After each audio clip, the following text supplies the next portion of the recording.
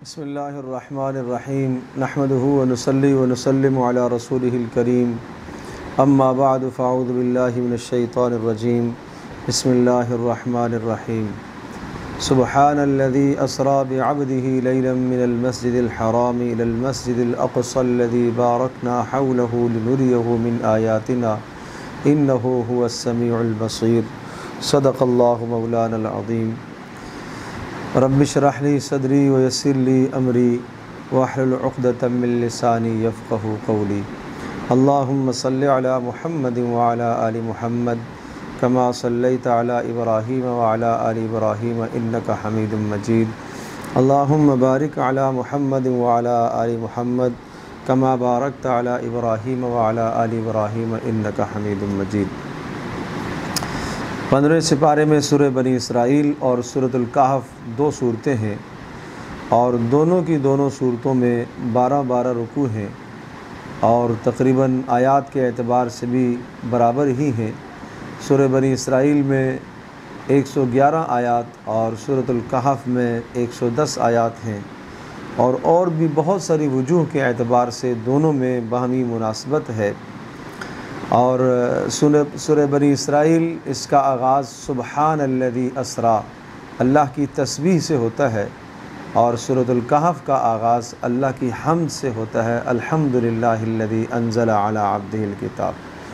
और फिर इन दोनों की दोनों सूरतों में रसूल अकरम सल्लल्लाहु ताला अलैहि वसल्लम के दो अज़ीमुश्शान मौजज़ों को बयान फरमाया, एक मुअजिज़ा मिअराज और दूसरा मुअजिज़ा क़ुरआन। मिअराज का मुअजिज़ा सफ़र असरा यानी रसूल पाक सल्लल्लाहु ताला अलैहि वसल्लम का मस्जिद हराम से बैतुल्लाह से मस्जिद अक़सा तक सफ़र करना, इसको सफ़र असरा या इसरा कहा जाता है। इस सफ़र का भी तज़किरा है और उसी के बाद फिर यानी मस्जिद अक़सा से ऊपर तक और जन्नत और जहन्नम के मनाज़िर देखना और जहाँ तक अल्लाह ने चाहा वहाँ तक जाना, ये मिअराज का सफ़र कहलाता है। तो उस सफ़र का तज़किरा है यहाँ पर। ये एक अज़ीमुश्शान मौजज़ा था और दूसरा मौजज़ा कुरान मजीद जो क़यामत तक एक ज़िंदा और हयात और जावेद किताब है कि जिसकी कोई नज़ीर और मिसाल नहीं ला सकता, तो वो भी एक अज़ीमुश्शान मौजज़ा है। तो इन दो मौजज़ों का गोया कि बयान है और दोनों के दोनों मौजज़ों को लफ्ज़ अब्द से अल्लाह पाक ने ज़िक्र फरमाया, सुब्हानल्लज़ी अस्रा बिअब्दिही। यहाँ पर भी रसूल पाक सल्लल्लाहु अलैहि वसल्लम की अब्दियत को ज़िक्र फरमाया और सूरतुल कहफ़ में जो कुरान मजीद का अज़ीमुश्शान मौजज़ा है वो भी लफ्ज़ अब्द से ज़िक्र फरमाया, अल्हम्दुलिल्लाहिल्लज़ी अंज़ला अला अब्दिहिल किताब। वहाँ भी अपने बंदे को अब्दियत को ज़िक्र फरमाया, यानी पाक है वो अल्लाह जिसने अपने बंदे को सैर कराई और पाक है वो अल्लाह जिसने अपने बंदे मोहम्मद सल्लल्लाहु अलैहि वसल्लम पर अज़ीमुश्शान कलाम उतारा। फिर सूरह बनी इसराइल में वो जवाब भी है उस सवाल का कि जो मुशरिकीन ने यहूद के ईमा और इशारे पर किया था कि रूह क्या चीज़ है, उसका जवाब भी दिया गया। और सूरतुल कहफ़ में वो दो जवाब हैं कि जो यहूदियों के ईमा और इशारे पर मुशरिकीन ने आप अलैहिस्सलाम से किए थे कि ये अस्हाब कहफ़ कौन थे और ज़ुल्क़रनैन का क्या क़ज़िया और क़िस्सा है। तो इस तरह से इन तीन सवालात के जवाबात भी इन दो सूरतों के अंदर मज़कूर हैं। पहले जो दो रुकू हैं, इन दो रुकुओं के अंदर इंसानों की ज़िंदगी के फ़ैसलों का बयान है कि इंसानों का उरूज कैसे होता है और ज़वाल किस तरह से आता है। जो कौमें अल्लाह तबारक ताला को राज़ी रखती हैं और पैगंबर की हिदायत पर अमल करती हैं, अल्लाह पाक उन्हें दुनिया में भी उरूज और तरक्कियाँ दिया करता है। और जो कौमें अल्लाह के अहकाम से मुँह मोड़ती हैं और अपने पैगंबरों की तालीमात से एराज़ करती हैं, अल्लाह पाक उनके ऊपर ज़िल्लत दुनिया में मुसल्लत करता है और इस तरह से कि अल्लाह पाक दुश्मन अक़वाम को, गैर कौमों को, काफिरों को उन पर मुसल्लत कर देता है। चुनाचे बनी इसराइल के यहाँ दो किस्से ज़िक्र फरमाए, इख्तिसार के साथ उन बातों की तरफ इशारा करता हूँ। वक़ज़ैना इला बनी इसराइल फ़िल किताबि लतुफ़सिदुन्न फ़िल अर्दि मर्रतैन वलतअलुन्न उलुव्वन कबीरा। बनी इसराइल की तरफ अल्लाह की तरफ से ये पैगाम और ये हुक्म आया किताब तौरात के अंदर कि एक मरतबा तुम इस दुनिया में जब फ़साद मचाओगे तो उस फ़साद के नतीजे में अल्लाह तबारक ताला सख्त जंगजू कौम को, काफिर कौम को तुम्हारे ऊपर मुसल्लत करेगा। जब उन्होंने पैगम्बर की तालीमात से एराज़ किया और मुँह मोड़ा और अल्लाह के अहकाम को ठुकराया। अल्लाह ने बुख्त नसर को उन पर मुसल्लत किया और बुख्त नसर ने बैतुल मक़दस की ईंट से ईंट बजा दी और यहूदियों को उसने कत्ल कर दिया। एक दिन में हज़ारों की तादाद में यहूदी उसने कत्ल किए। तो ये इस तरह से पहले फ़साद के नतीजे में बुख्त नसर का तसल्लुत हुआ। फिर जब दूसरा फ़साद हुआ और दूसरे फ़साद का बदतरीन दूसरे फ़साद का नतीजा ये हुआ कि हज़रत ज़करिया अलैहिस्सलातु वस्सलाम और यहया अलैहिस्सलातु वस्सलाम को इन्होंने कत्ल कर दिया। तो अल्लाह तबारक व तआला ने फिर एक ज़ालिम जाबिर शख्स को इन पर मुसल्लत किया और फिर उसने वही हशर किया जो पहले हुआ, उससे भी उसने हालात को बिगाड़ा है। फ़इज़ा जाअ वअदुल आखिरति लियसूअ वुजूहकुम, और जब दूसरा फ़ैसला आया और दूसरा वादा आया जिसका अल्लाह ने इशारा किया था पहले, तो फिर हमने दोबारा से ऐसी जंगजू कौम को तुम्हारे ऊपर मुसल्लत किया लियसूअ वुजूहकुम, और उसने तुम्हारे चेहरों को बिगाड़ कर रख दिया और उसने मस्जिद में यानी बैतुल मक़दस में पहलों की तरह वो भी दाखिल हुआ और उसने वो तबाही मचाई कि तबाही की इंतहा कर दी।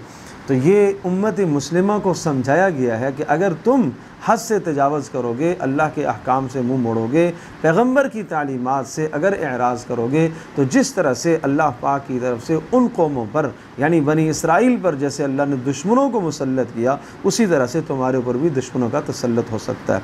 फिर फरमाया आसा रब्बुकुम अन यरहमकुम, तुम्हारा परवरदिगार तो मेहरबान है, अल्लाह पाक मेहरबानी चाहता है। लेकिन व इन उद्तुम उदना, लेकिन अगर तुम फिर सरकशी करोगे तो फिर हम दोबारा उसी हालत को लेकर आएंगे। ये क़यामत तक के इंसानों के लिए ज़ाब्ता है। गोया कि ये आयात हमारे लिए आईना है। इस वक्त हम बहैसियत उम्मत के, बहैसियत कौम के, इज्तिमाइयत के तौर पर हम देखें कि हमारे ऊपर आज ज़िल्लत क्यों मुसल्लत है, आज हम हर चीज़ के अंदर गैरों के महकूम क्यों हैं, आज हम हर चीज़ में गैरों के ग़ुलाम क्यों तसव्वुर किए जाते हैं। हमारे मामलात में, माशरत में, अक़ायद में, ज़िंदगी के बेशुमार शोबों के अंदर हम गैरों से आज तालीमात हासिल करते हैं और गैरों का हमारे ऊपर तसल्लुत है। क्यों? इसलिए कि अल्लाह पाक के हुक्मों से एराज़ और नबी अलैहिस्सलातु वस्सलाम की सुन्नत से मुँह मोड़ने का ये लाज़मी नतीजा है जिसको अल्लाह ने कुरान में ज़िक्र फरमाया। और फिर फरमाया इन्न हाज़ल क़ुरआन यहदी लिल्लती हिय अक़वम, कुरान मजीद तुम्हें सीधे रास्ते की तरफ रहनुमाई करेगा और ये अहले ईमान के लिए खुशखबरियाँ सुनाता है और इसी तरह से न मानने वालों के लिए डरावे भी सुनाता है। और फिर क़यामत के कुछ अहवाल ज़िक्र फरमाए, मैदान महशर में तुम जब आओगे तो तुम्हारा नाम अमल तुम्हारे पास होगा और हर शख्स अपना नाम अमल देख कर ये हिसाब कर सकेगा कि मेरा अंजाम आज क्या होने वाला है। कहा जाएगा इक़रा किताबक, आज नाम अमल को ख़ुद पढ़ लो और ख़ुद फ़ैसला कर लो। और फिर इरशाद फरमाया कि अल्लाह का उसूल और ज़ाब्ता है इज़ा अरदना अन नुहलिका क़रयतन अमरना मुतरफ़ीहा, कि जब भी हम किसी भी बस्ती पर हलाकत और तबाही का फ़ैसला ऐसा नहीं करते, हम पहले रसूल भेजते हैं। वमा कुन्ना मुअज़्ज़िबीन हत्ता नबअस रसूला, हम हिदायत के असबाब मुहैया करते हैं, लेकिन जब उन हिदायत के असबाब से और इसी तरह से किस्म किस्म की निशानियाँ आती हैं सबक हासिल करने के लिए, लेकिन उन निशानियों से जब इंसान सबक नहीं हासिल करता और हिदायत के असबाब से हिदायत नहीं हासिल करता, तो फिर अल्लाह की तरफ से ज़िल्लत के फ़ैसले होते हैं, फिर तबाही के फ़ैसले होते हैं। और फिर फरमाया जो शख्स इस दुनिया के अंदर दुनिया की ज़िंदगी हमसे चाहेगा, मांगेगा, हम चाहेंगे तो उसको दुनिया दे देंगे, लेकिन आखिरत में उसका कोई हिस्सा नहीं है। और जो शख्स इस दुनिया में आखिरत के लिए मेहनत करता है उसकी मेहनत की कदर की जाएगी और उसको पूरा पूरा अजर दिया जाएगा। वक़ज़ा रब्बुका अल्ला ताबुदू इल्ला इय्याह, तीसरे रुकू, तीसरे और चौथे, ये दो रुकुओं के अंदर बड़ी अहम बुनियादी बातें हैं। और ये सूरह मुबारका गोया कि हिजरत से कुछ वक्त पहले नाजिल हुई थी, इसके बाद मदीना मुनव्वरा में हिजरत हो गई थी। और चूँकि इस सूरह मुबारका के अंदर हिजरत का एक पैगाम सुनाया जा रहा है कि जब आप मक्का से हिजरत करके मदीना में जाएंगे तो वहाँ इस्लामी रियासत को आप कैसे कायम करेंगे और किन उसूलों और किन बुनियादों पर इस्लामी रियासत कायम होगी। चुनांचे यहाँ इस्लामी रियासत, इस्लामी माशरे और इस्लाह माशरा से मुताल्लिक़ वो अहम बातें ज़िक्र फरमाई। तकरीबन 15 उसूल यहाँ ज़िक्र फरमाए। अल्लाह ताबुदू इल्ला इय्याह, पहली बात है इस्लामी माशरे की बुनियाद, इस्लामी रियासत की बुनियाद तौहीद पर हुआ करती है। जो तौहीद बुनियाद है जिसके लिए मक्का से हिजरत करके मदीना में गए हैं, जिसके लिए सारी कुर्बानियाँ दी हैं, वो किसके लिए? तौहीद के लिए, अल्लाह को एक मानने के लिए और अल्लाह तबारक व तआला की बंदगी और इबादत उस तरह से करने के लिए जिस तरह से अल्लाह का हुक्म है और जिस तरह से नबी सल्लल्लाहु अलैहि वसल्लम की तालीमात हैं। तो ये पहली बुनियाद। नंबर 2 वबिल वालिदैन एहसाना, माँ बाप के साथ उसने सलूक। जिस माशरे में माँ बाप के साथ बदतमीज़ी हो, बदसलूकी हो और माँ बाप के किरदार को उछाला जाए, अगर औलादें उनको अजियत देती हैं, वो माशरा तरक्की नहीं कर सकता। उसमें ज़िल्लत और रुसवाई उन अफराद की भी मुक़द्दर बनकर रह जाती है। और जिस माशरे के अंदर ये बेअतदालियाँ हों, वो माशरा आगे नहीं बढ़ सकता। तरक्की की राहों में उसके लिए रुकावटें खड़ी हो जाती हैं। दुनियावी मामलात में माँ बाप की नाफरमानी माल की तंगी में मुब्तला कर देती है, किसी किस्म की तरक्की नहीं होती। इसलिए फरमाया माँ बाप के साथ उसने सलूक करना। 5 हुकूक ज़िक्र फरमाए। फ़ला तक़ुल लहुमा उफ़्फ़िन, आप ऐसा जुमला न बोलना जिनसे उनको अज़ियत, जिस जुमले से उन्हें अज़ियत हो। नंबर 2 झड़कना नहीं। नंबर 3 इज़्ज़त और शराफत से बात करना। नंबर 4 उनके सामने झुक कर बात करना, तवाज़ो से खड़े होना, सीना तान कर मत खड़े होना, तिरछी निगाहों से मत देखना, अकड़ कर मत बात करना। और नंबर 5 उनके लिए ये दुआ करना, रब्बिरहमुमा कमा रब्बयानी सगीरा। और इसके साथ रसूल पाक सल्लल्लाहु अलैहि वसल्लम को इरशाद भी मिला ये, जिसमें आपने 5 हुकूक माँ बाप के मरने के बाद के ज़िक्र फरमाए। पूछा गया माँ बाप के मरने के बाद क्या हुकूक हैं? फरमाया नंबर 1, पहला हक़ यह है कि उनकी बख्शिश की दुआ करे। दूसरा हक़ यह है कि माँ बाप के दर्जात की बुलंदी की दुआ करे। और तीसरा हक़ यह है कि माँ बाप के माली हुकूक अदा करे, यानी अगर मीरास छोड़ी है तो उस मीरास को सही सही तकसीम करे। अगर किसी का कोई कर्ज़ देना है तो उस कर्ज़ की अदायगी की फ़िक्र करे। और इसी तरह से फिर चौथा इरशाद फरमाया कि माँ बाप के क़राबतदारों के साथ अच्छा सलूक करे। और 5वां माँ बाप के ताल्लुक़दारों के साथ भी अच्छा सलूक करे। तीसरा उसूल माशरे का ये समझा, वआतिज़ल क़ुरबा हक़्क़हु वल मिस्कीन वब्न सबील, क़राबतदारों का भी ख्याल रखना है माशरे में, मिस्कीनों का, मुसाफिरों का। माल के अंदर इस बात का ख्याल रखना है कि तुम्हारे माशरे में जो गरीब गुरबा हैं उनकी ज़रूरियात भी पूरी होनी चाहिए। तुम ऐसा ना हो कि दौलत के नशे में ऐसे मस्त हो जाओ। वला तुबज़्ज़िर तबज़ीरा, चौथी बात यह कि अपनी मंशा और अपनी ख्वाहिश के मुताबिक जहाँ चाहो माल को खर्च करो और अल्लाह की नाफरमानी करो, ये तुम्हारे लिए जायज़ नहीं है। तुम्हें उस माशरे के अंदर गरीब गुरबा का भी ख्याल रखना है।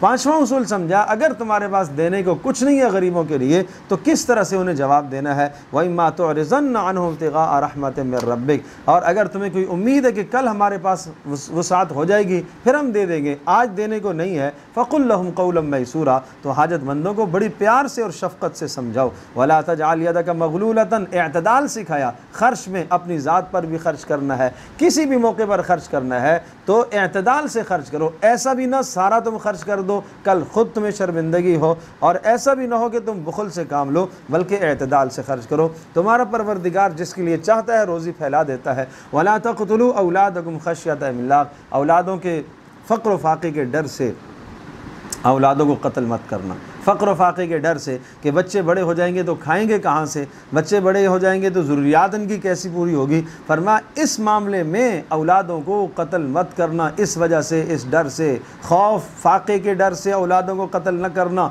वो असबाब मत इख्तियार करना कि जो औलादों के नशो नमा के लिए रुकावट बने, वो असबाब मत इख्तियार करना जो औलादों की पैदाइश में मुखिल हों और रुकावट पैदा करें। वो असबाब भी इख्तियार करने की इजाज़त नहीं है। इस नज़रिए से, इस सोच से कि औलाद होगी तो खाएंगे कहाँ से, ये तो अल्लाह पाक की ज़ात आली पर एतमाद और भरोसा गोया कि नहीं है, इसलिए ऐसी बेहुदा हरकत कर रहा है। वला तक़रबुज़ ज़िना, और पाकीज़ा माशरा, इस्लामी माशरा वो होता है कि जहाँ बेहयाई का इंसिदाद किया जाता है, बेहयाई को रोका जाता है। इसलिए फरमाया वला तक़रबुज़ ज़िना, ज़िना के करीब तक ना जाना। करीब तक ना जाने का माना यह है नज़रों पर पाबंदी लगाओ। इसी तरह से एक मर्द एक औरत के साथ एक जगह पर न जमा हो, मखलूत निज़ाम तालीम ना हो, कोई भी ऐसा मखलूत निज़ाम ना हो जहाँ पर औरत और मर्द दोनों एक जगह पर हों और किसी फिर बाद में जराइम का शिकार हो सकते हैं। इसी तरह से औरतों को पर्दे का हुक्म दिया गया। औरतों को बाहर निकलने के वक्त ये पाबंद किया गया कि वो बापर्दा होकर निकलें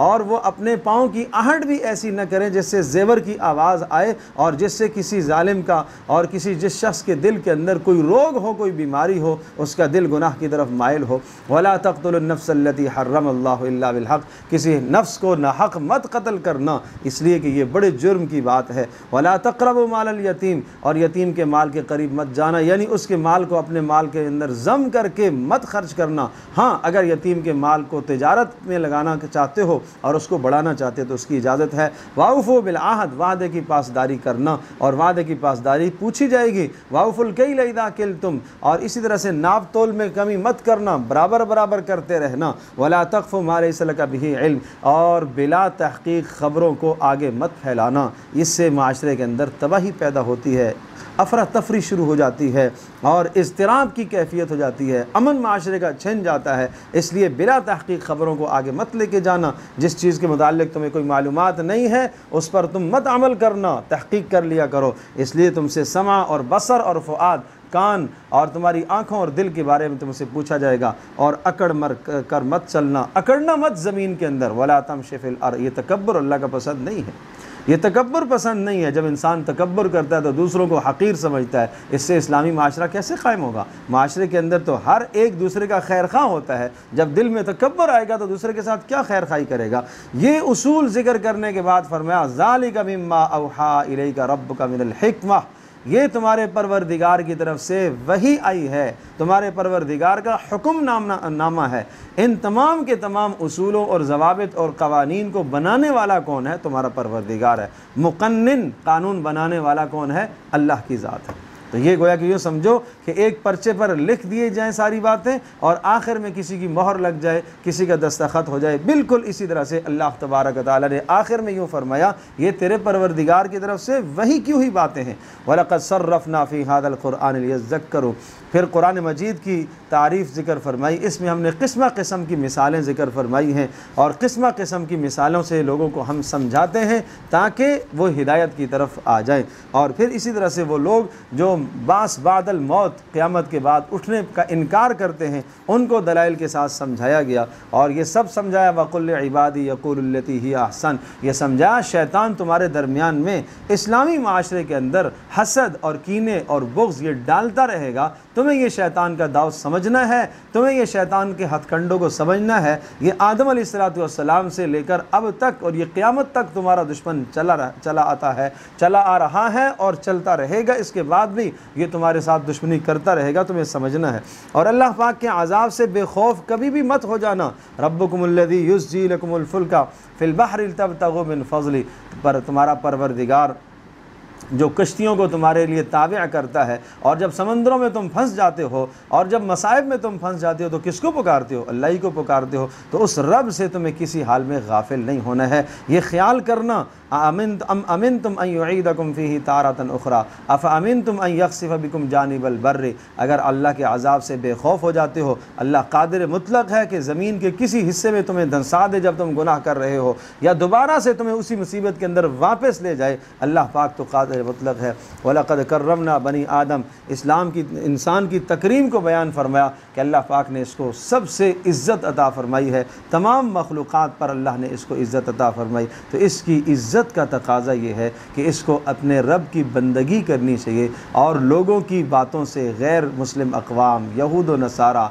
शैतान के हथकंडे, उन तमाम की तमाम चीज़ों से इसको बचना चाहिए और सीधा होके अल्लाह तबारक व तआला की बंदगी करनी चाहिए। अल्लाह से ताल्लुक़ कैसे होगा? अक़ीमिस्सलात लिदुलूकी शम्स, नमाज का ज़रिया है। व क़ुरआन अल-फ़ज्र, और इसी तरह से रातों के अंदर उठकर लंबा लंबा कुरान पढ़ना, लंबी लंबी नमाज़ें पढ़ना, तहज्जुद का क़ियाम करना, इससे अल्लाह तबारक व तआला तुम्हें उरूज अता फ़रमाए और तुम्हें बुलंदियाँ अता करेगा। और ये कुरान तुम्हारे लिए शिफ़ा है और तुम्हारे दिलों के अंदर जो हसद और कीने और बुग़्ज़ और दुनिया की मोहब्बत और अल्लाह की मोहब्बत से जो दिल खाली हैं, तुम्हारे दिल बीमार हैं, इन बीमार दिलों का इलाज कुरान मजीद में है। अब वो जवाब भी आ गया, वयसअलूनका अनिर रूह, कि रूह के मुताल्लिक़ आपसे पूछते हैं, कह दीजिए अर्रूह मिन अम्र रब्बी, रूह मेरे परवरदिगार का हुक्म है। इंतहाई इख्तिसार के साथ ये जवाब दिया। यहूदियों ने कहा था कि अगर इस नबी ने जवाब दे दिए तो ये रसूल है और नहीं जवाब दिए तो ये रसूल नहीं है, चूँकि ये जवाबात जो है ये वही के बगैर मुमकिन नहीं है।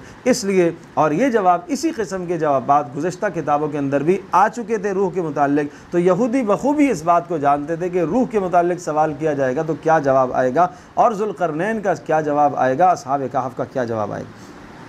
उसके बाद हज़रत सल्लल्लाहु अलैहि वसल्लम से जो मुअजिज़ात का मुतालबा मुशरिकीन ने किया, उन मुअजिज़ात का बयान है। और फिर फरमाया, ये मुअजिज़ात के मुतालबात तो मुझसे करते हो, कुल सुबहान रब्बी हल कुन्तु इल्ला बशर रसूला, मैं तो एक इंसान हूँ और मैं रसूल हूँ, मेरा काम समझा देना है। मुअजिज़ात का उतारना नाजिल करना ये अल्लाह पाक का फ़ैसला है, अल्लाह का काम है। वमा मनअ अन्नास अन युमिनू इज़ जाअहुमुल हुदा इल्ला अन क़ालू अबअसल्लाहु बशर रसूला, ईमान नहीं लाए इसलिए ये एतराज़ करने लगे कि अल्लाह ने एक इंसान को रसूल बनाया, ये कैसी बात हो सकती है। इनसे कह दीजिए हाँ, अगर ज़मीन पर चलने वाले मलाइका होते, नूरी मखलूक होती, तो हम ज़मीन पर फिर रसूल भी ऐसा ही भेजते। लेकिन ज़मीन पर चलने वाला जब एक इंसान कौम आबाद है, इंसान है, तो इंसानों की इस्लाह के लिए इंसान ही आया करते हैं। फिर हज़रत मूसा अलैहिस्सलाम की मुख्तसर तारीख़ और फ़िरऔन की सख्त हट दर्मी को यहाँ पर ज़िक्र फरमाया।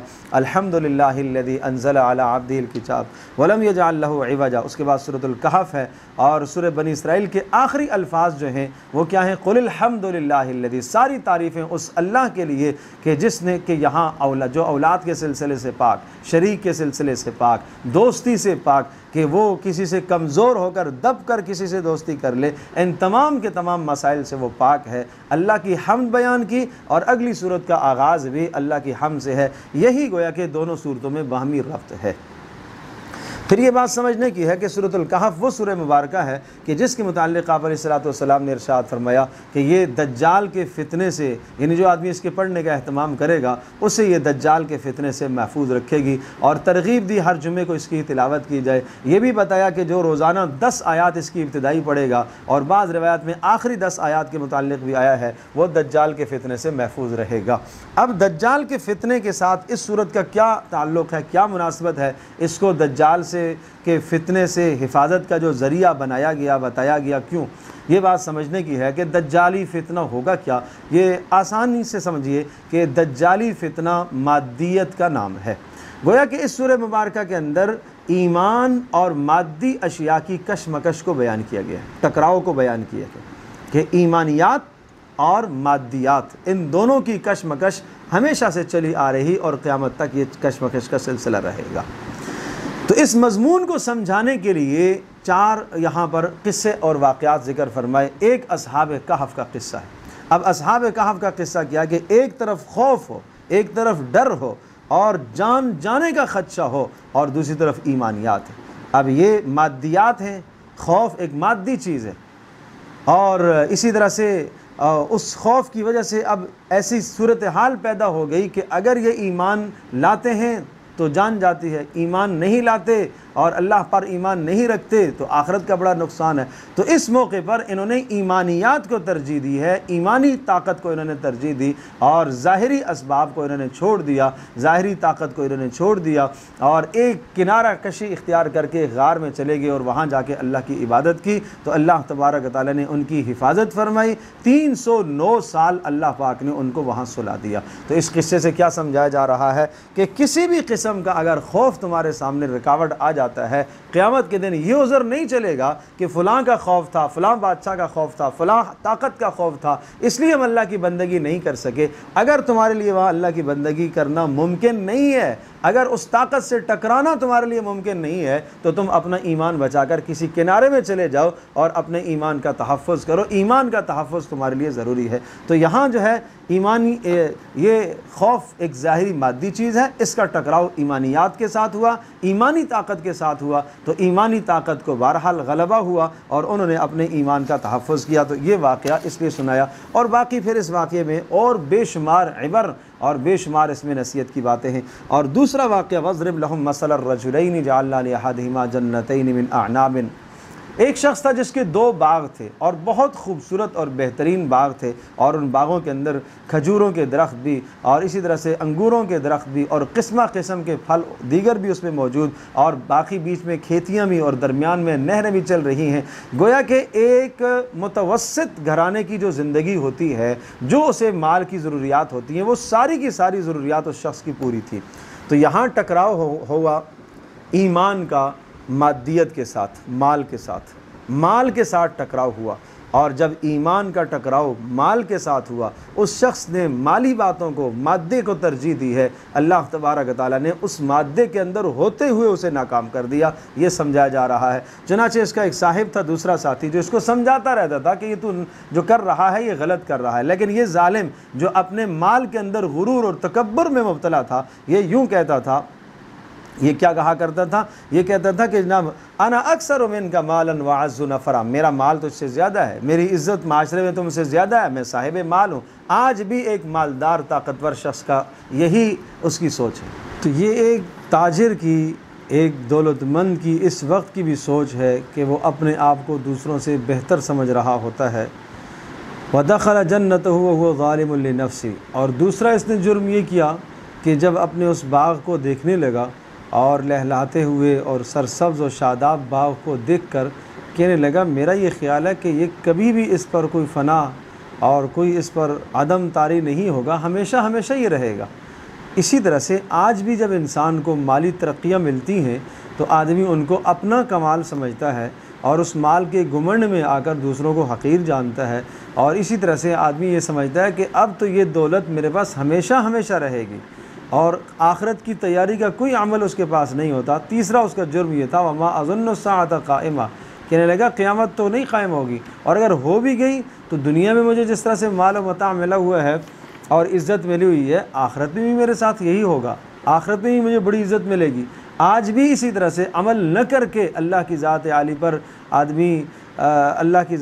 पर आदमी इत्मीनान और भरोसा कर ले, अमल कुछ न हो और उम्मीदें अल्लाह पर बांधता रहे, तो ये बड़ी गलती की बात है, जो गलती इस शख्स को लगी है। तो यहाँ इस किस्से में ये समझाया गया है कि ईमानी ताकत और मादी असबाब का टकराव आया, और यहाँ मादी असबाब क्या हैं? यहाँ मादी असबाब माल व मता और माल व सामान और दुनिया की चीज़ें हैं।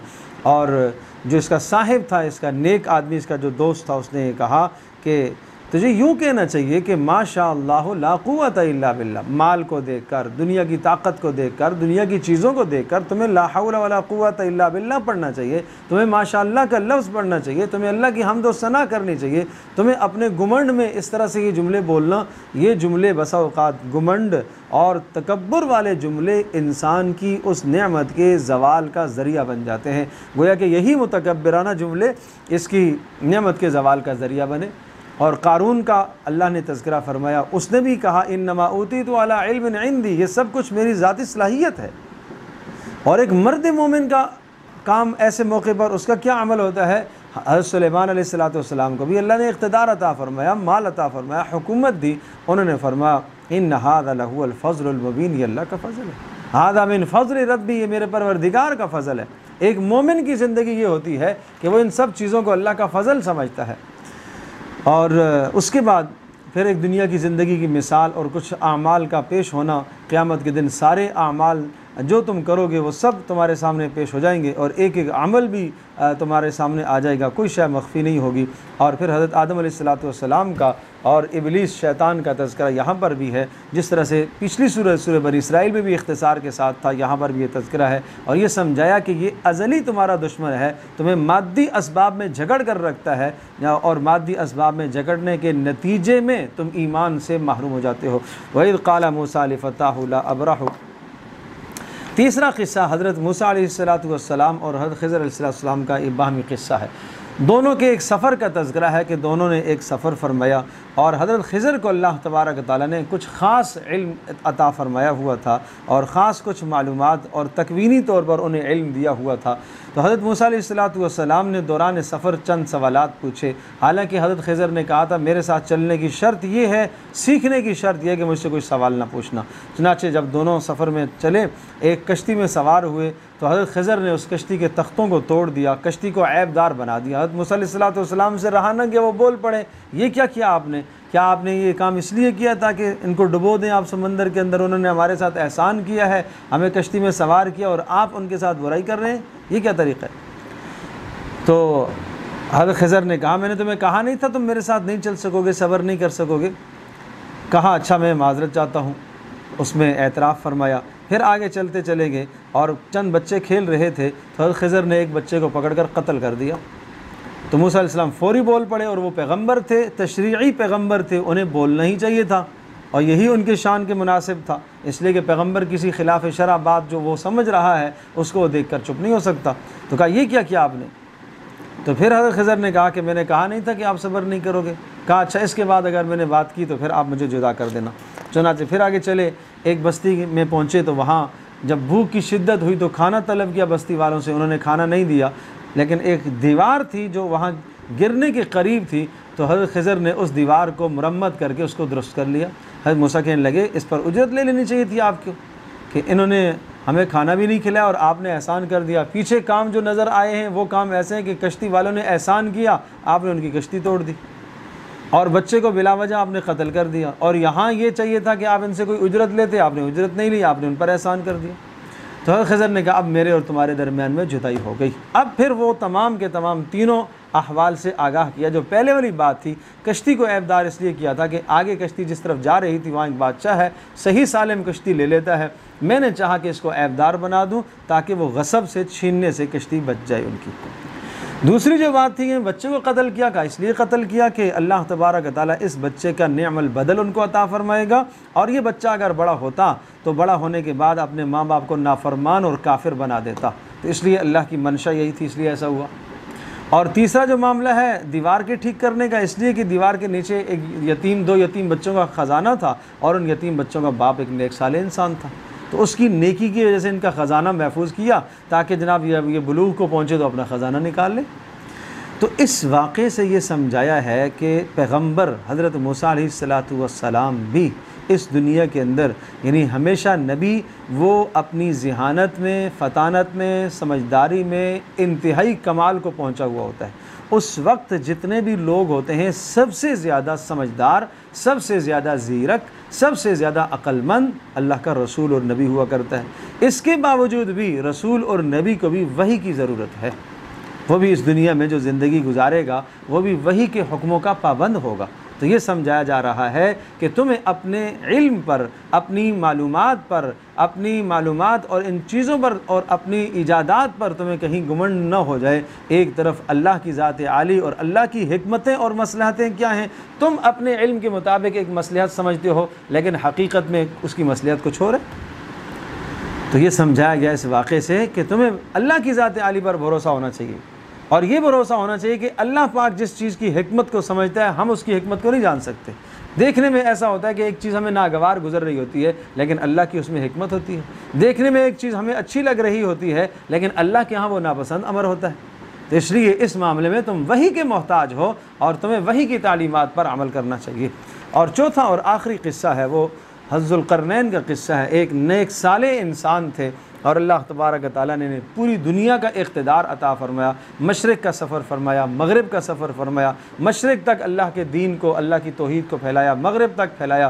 फिर इसी तरह से एक शिमाल का सफ़र इख्तियार किया कि वहाँ पहुँचे तो एक कौम ने इनसे इल्तिमास की कि यहाँ याजूज माजूज एक खूनखार कौम है और वो फ़साद मचाते हैं और बस्ती को आकर लूट लेते हैं और उन्होंने हमें तंग कर रखा है। हम आपके लिए कोई असबाब जमा करते हैं, माल व मता जमा करते हैं, हमारे और उनके दरमियान में एक दीवार डाल दीजिए। उन्होंने कहा काला मा मक्कनी फ़ीही रब्बी, अल्लाह ने जो मुझे दिया है वो काफ़ी है, तुम मेरे साथ अफरादी क़ुव्वत के एतबार से मेरे साथ तावन करो, माल की ज़रूरत नहीं है। पता चला कि मुल्क के अंदर अमन को कायम करना, अमन व अमान का क़ियाम और इसी तरह से फ़सादात का ख़ात्मा करना ये हुकूमत के वक्त की ज़िम्मेदारी होती है, जिस तरह से ज़ुल्क़रनैन ने उसको अंजाम दिया। और इस वाक़े से ये भी समझाया जा रहा है कि इतनी बड़ी ताकत के मालिक थे हज़रत ज़ुल्क़रनैन। अगर क़ुर्ब क़यामत में तुम ऐसी बड़ी बड़ी ताकतें देखो और तुम दज्जाल की ताकत भी देखो और उस दज्जाल की ताकत को देखकर कहीं ऐसा ना हो कि तुम ईमान को छोड़ बैठो, नहीं, उससे ज़्यादा बेहतरीन और ख़ूबसूरत और नेक ताकतें अल्लाह पाक ने पहले भी पैदा फरमाई हैं। तो इस वाक़े से ये समझाया जा रहा है। और क़ुर्ब क़यामत के अंदर जो है वो याजूज माजूज की जो दीवार है वो तोड़ दी जाएगी और कुरान कहता है वहुम मिन कुल्लि हदबिन यनसिलून, वो हर बुलंदी से नीचे की तरफ ऐसे बह रहे होते हैं जैसे बह रहे होंगे जिस तरह से एक पानी का रेला आता है। तो वो क़ुर्ब क़यामत में ये वाक़या भी पूरा हो जाएगा। अब ये बात है कि वो कहाँ है, वल्लाहु आलम बिस्सवाब, वो दीवार किस जगह पर है, दुनिया के किस हिस्से में मौजूद है। दुनिया में जितनी भी दीवारें दरियाफ़्त की गई हैं उन दीवारों के अंदर वो सिफ़ात नहीं पाई जाती जो जिस दीवार का यहाँ पर तज़किरा है कि वो लोहा हो और ऊपर से तांबा पिघलाकर डाला गया हो। और आखिर में फिर ईमानदारों को ये समझाया इन्नल्लज़ीना आमनू व अमिलुस्सालिहात, ईमान और अमल सालेह पर अल्लाह पाक तुम्हें जन्नत का वारिस बनाएगा। और कुफ़र और शिरक और मादी असबाब पर अगर तुमने भरोसा किया, कुल हल नुनब्बिउकुम बिल अख़सरीन अअमाला, सबसे बड़ा खसारे वाला इंसान बताऊँ, अल्लज़ीना ज़ल्ल सायुहुम फ़िल हयातिद दुनिया व हुम यहसबूना अन्नहुम युहसिनूना सुन्आ, कि दुनिया में जिन्होंने असबाब पर भरोसा रखा है, जिन्होंने मादी अशिया पर भरोसा रखा और उनका ये ख्याल है कि हमारे पास बहुत कुछ ज़ख़ीरा आमाल का है, लेकिन आखिरत में जाएंगे तो कोई भी अमल उनको नहीं मिलेगा, इसलिए कि उनकी अक़ायद, उनकी नज़रियात नहीं दुरुस्त थे। ईमान बुनियाद है, अमल की कबूलियत के लिए ईमान शर्त है। अल्लाह तबारक व तआला हम सब के लिए समझना अमल करना आसान।